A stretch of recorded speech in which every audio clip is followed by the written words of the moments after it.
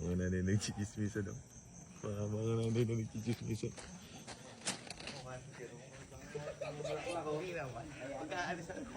Ganun po niyan, mami. Ano po ba yung chismis natin dyan? Uy, bata ka pa, huwag ka nakikialam dito, anak. At saka huwag nakikisali sa mga usapan mo. Tandaan na ka. Baka maano mo sa mami, nagbebenta kasi ako ng ano. Pinatagpuan ako yung Chef Apo. Oo, grupo. Kasi sabi ko para mas gumanda yung mga mami natin, yung mga katawan, mas umalakaw. Ang gaganda nga po nung kasama Ano niyo. kami, Chef? Ang sarap din na to. Dinan yun, ha? Dinan yun na to. Oo. 5 gigs. 5 gigs. Pwede ba napunan to? Maghati na lang. 4 season pa yung last. Ikaw, kung gusto mo anak isang nanay mo, pwede rin ito sa tatay. Oo. Pwede. Na ano ko na. Kahit sa'yo, bata ka. Dumidiskarte na ako ngayon kasi ala akong trabaho ngayon. Nakapahinga siya. Ito, nakapagpakulay ka man. Oo. Lalo ka na. Para may problema ka. Parang ikaw kailangan siya po, Apo.